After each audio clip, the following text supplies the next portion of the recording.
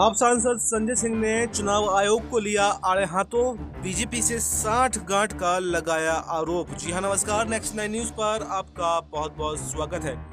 आम आदमी पार्टी के वरिष्ठ नेता और राज्यसभा सांसद संजय सिंह ने केंद्र सरकार पर तीखा हमला बोला है। उन्होंने कहा कि सरकार विपक्ष की मांगों पर संसद में चर्चा करने से बच रही है। इसी वजह से विपक्ष ने सोमवार को संसद का बहिष्कार किया।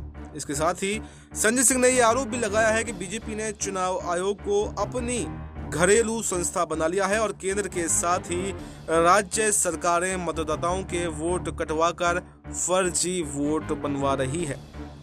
संजय सिंह ने कहा कि महाराष्ट्र और हरियाणा में लाखों फर्जी वोट बनवाए गए हैं और दिल्ली में भी वोटों में हेरा फेरी हुई है। उन्होंने कहा कि आम आदमी पार्टी ने चुनाव आयोग से इसकी शिकायत भी की थी कि बीजेपी कार्यकर्ता मतदाताओं के वोट कटवाकर फर्जी वोट जुड़वा रहे हैं। दिल्ली के बवाना विधानसभा क्षेत्र में कई मतदाताओं के नाम उनके बूथ से हटाकर दूसरे बूथ पर डाल दिए गए। इससे वोटर जब मतदान करने पहुंचे तो उन्हें पता ही नहीं चला कि उनका वोटर किस लिस्ट में है भी या फिर नहीं।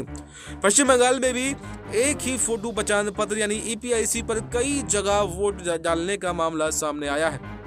संजय सिंह ने कहा कि पिछले 5 महीनों में भारतीय शेयर बाजार में निवेशकों के 94 लाख करोड़ रुपए डूब गए हैं। उन्होंने कहा कि इस मुद्दे पर चर्चा के लिए उन्होंने राज्यसभा में नोटिस भी दिया, लेकिन सरकार ने कोई भी जवाब नहीं दिया। सितंबर 2024 में बीएसई इंडेक्स में 15% की गिरावट आई है, जबकि निफ्टी 16% नीचे आ गया है। मिड और स्मॉल कैप इंडेक्स में 20 से 25% तक की गिरावट दर्ज की गई है। इससे छोटे निवेशकों को भारी नुकसान हुआ है। उन्होंने कहा कि इस संदर्भ में यह अनिवार्य हो जाता है कि हम भारतीय प्रतिभूति और विनिमय बोर्ड यानी सेबी समेत अन्य संबंधित नियामक निकायों की कार्यप्रणाली और प्रभावशाली की गहन समीक्षा करें।